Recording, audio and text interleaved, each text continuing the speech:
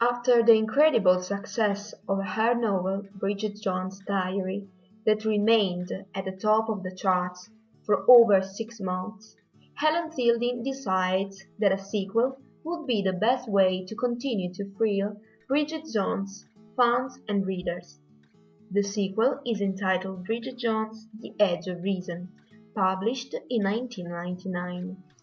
The first book was about the adventures and problems of a 30-something single working woman living in London, while this one deals with both daily problems and delights in romantic relationships.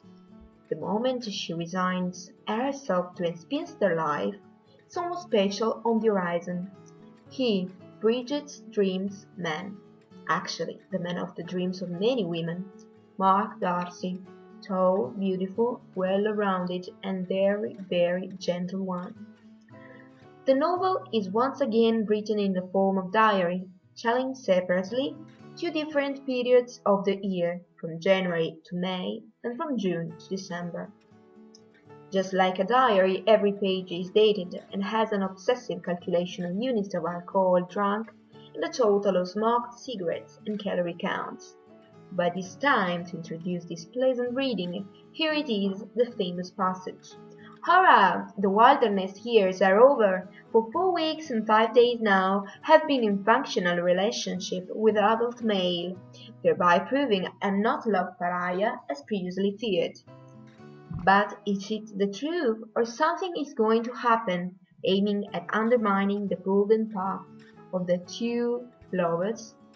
Well, the answer is Rebecca Gills, and 192 habitué, the pub where Bridget and her mates go and meet.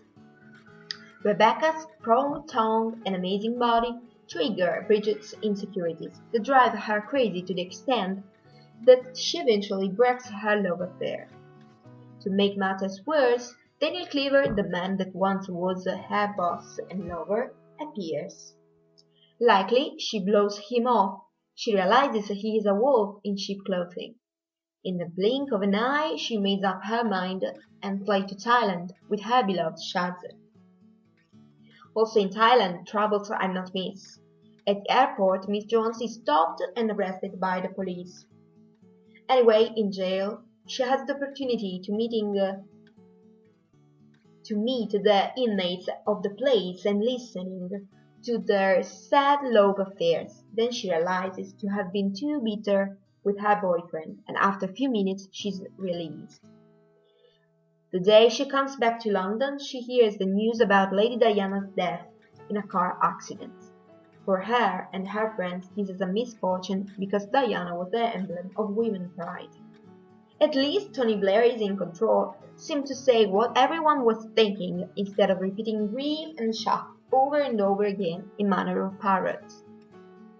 In fact, the former British Prime Minister, Tony Blair, spoke of Diana as a woman charming and intelligent, but also stubborn, inclined to be too emotional and sometimes manipulative. Bridget dedicates an entire page of her diary to Diana. In September, she denounces her bricklayer for personal damages, and a few days later she receives from him a death threat. Afraid for her safety, decides to leave her apartment. To welcome her with open arms is Mark. One day in his apartment, they fall in love again with each other. Moreover, at work, she becomes a freelancer consultant and can finally say goodbye to the funny and embarrassing news reports entrusted by his boss Richard, in turn fired. Helen Fielding, at the time of publication of her novel in 1999, was engaged. She founded love as Bridget did. This is the reason why Miss Jones is so successful, because she reflects every woman's life, without putting aside the male and homosexuals' words.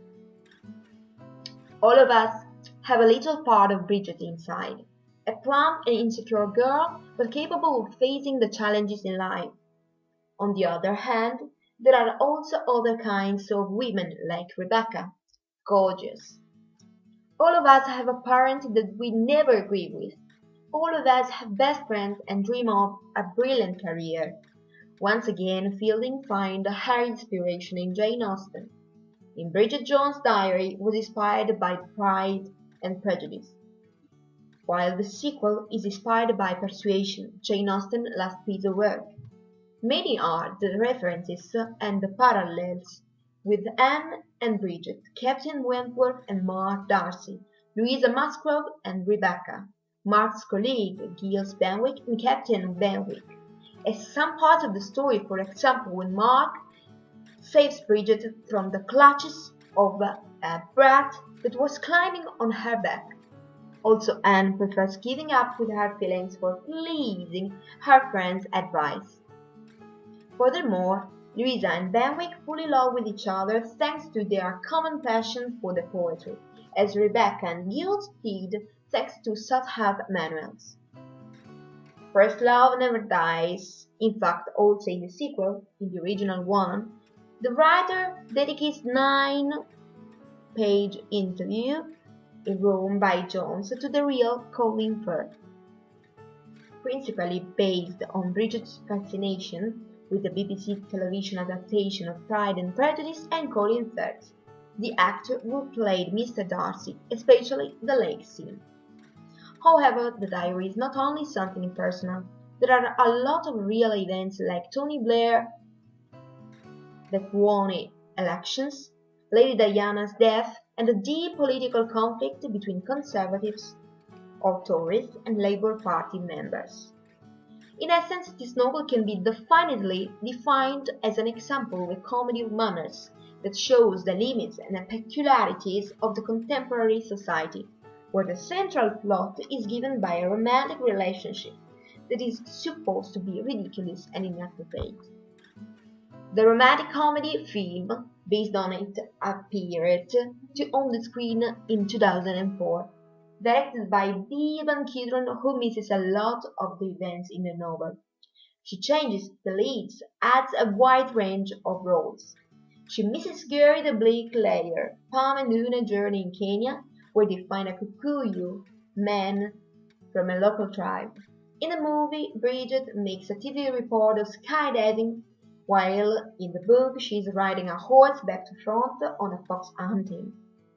It is inconceivable that Kidron had decided to make Rebecca lesbian. By doing so, she failed in the parallel with Jane Austen that Fielding wanted. At last, Hugh Grant, that played the role of Daniel Cleaver, has a major role in the movie. In the novel, Jude is the one who gets married, while in the movie are Bridget's parents to renew their marriage proposals.